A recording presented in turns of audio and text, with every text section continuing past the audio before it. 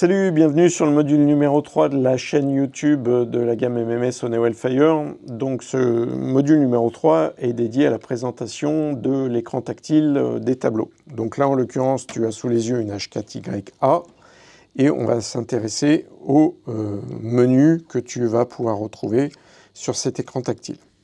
Donc cet écran est tactile mais pas que, tu vois qu'il est également couleur. Et il va donc changer de couleur en fonction de l'événement. Là, volontairement, j'ai déclenché un DM. Tu vois que le tableau est en feu, donc j'ai un écran rouge qui m'indique évidemment l'adresse du point et le fait qu'on est sur une détection incendie. Voilà, en cas de dérangement, j'ai un écran jaune. En cas d'alarme technique, j'ai un écran bleu. Donc l'écran varie en fonction de l'événement. C'est un écran tactile. Voilà, je préfère préciser toutefois qu'on a tous pris l'habitude d'utiliser des smartphones qui ont des dalles extrêmement performantes. Là, on est sur une dalle industrielle, donc je te conseille quand même vivement d'utiliser un petit stylet pour rentrer dans les menus. Moi, personnellement, j'utilise une clé de DM, ça va très bien, d'accord ?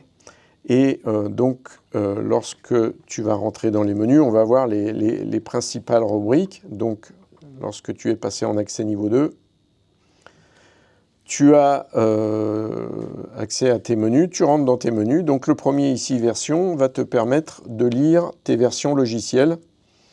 Donc, sur la partie ECS, sur la partie CMSI, sur la partie bus également. Donc, ton menu version, c'est de la lecture, ça te permet de connaître tes versions logicielles. Là, on est en juillet 2026, les tableaux H4YA sont livrés en version 1.12.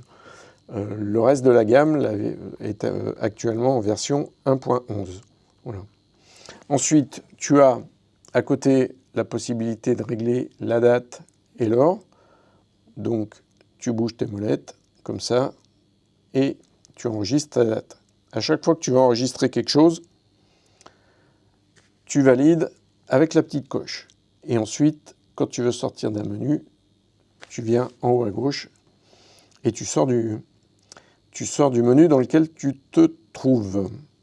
Ensuite, tu as deux menus dessous qui sont importants, la partie maintenance et la partie configuration. Donc dans la partie configuration, lorsque tu accèdes, là, tu rentres dans un accès niveau 3. Donc l'accès niveau 3, c'est un code qui est le 0, 1, 2, 3. Voilà.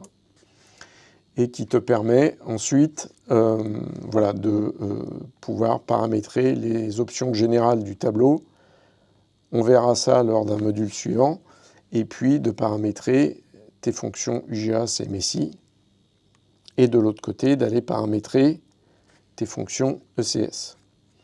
Voilà, donc lecture du bus, topologie, paramétrage des zones, paramétrage des points. Donc tu vois que tout ça est assez intuitif. Hein, voilà.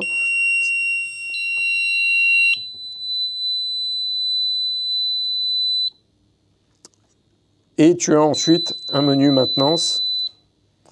Tu as aussi ensuite un menu maintenance qui va te permettre différentes choses. D'aller lire l'intensité qui circule sur ton bus, ça c'est de la lecture. Et puis d'avoir la possibilité d'aller mettre des zones ou des points en ou hors service dans le cadre d'une maintenance sur le terrain. Voilà. Donc différentes fonctionnalités de maintenance qui sont également présentes sur ce tableau. Et comme tu le vois, donc à chaque fois, tu peux sortir du menu en actionnant la petite coche qui se trouve en haut à gauche. Voilà. Donc on rentrera dans le module numéro 4 dans le détail de la programmation, ce que tu peux faire sur cet écran. Tu peux globalement tout paramétrer par le biais de l'écran tactile. Voilà. Tu as une autre option de paramétrage, c'est de paramétrer par le biais d'un PC, d'un logiciel et d'un cordon. Donc le logiciel est sur Internet, il est libre d'accès. Je te montrerai comment y accéder et comment le télécharger sur un module suivant.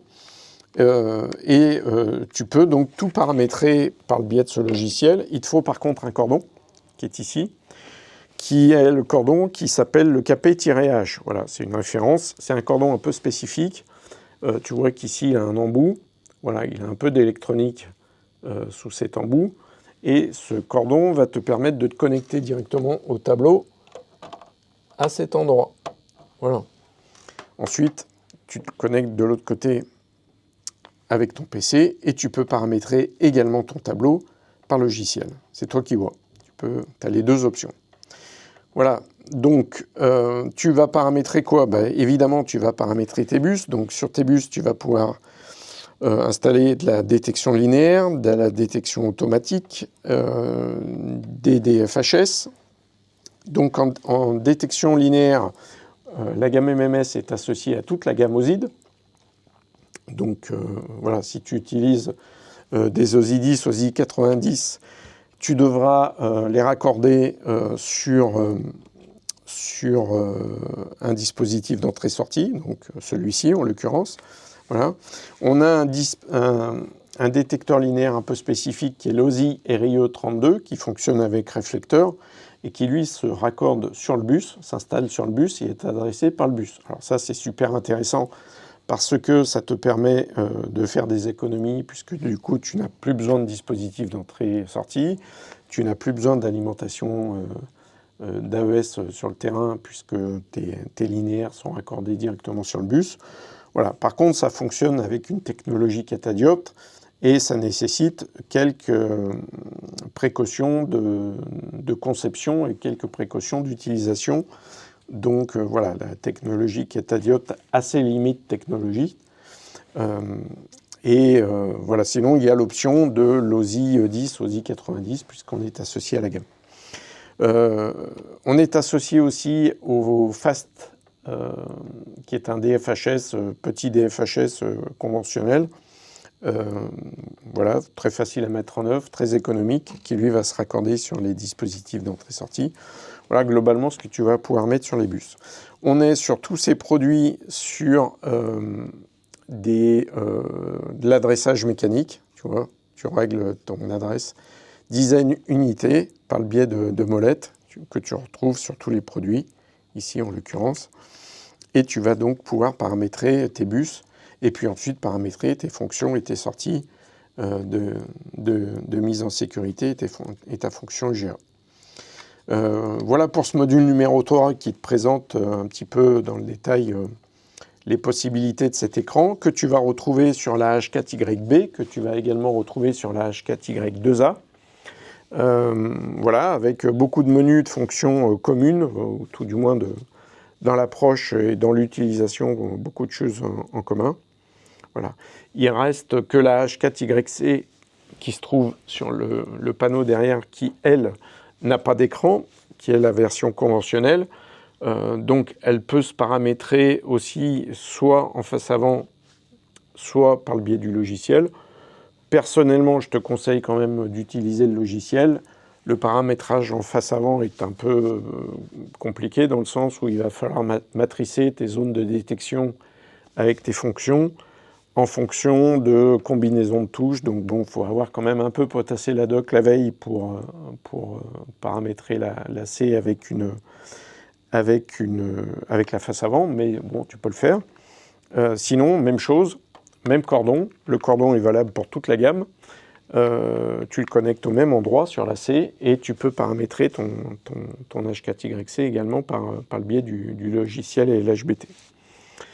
Voilà ce que je pouvais te dire sur ce module numéro 3. Je te donne rendez-vous au module numéro 4 où là, on va rentrer vraiment dans le paramétrage du tableau. À très vite. Ciao.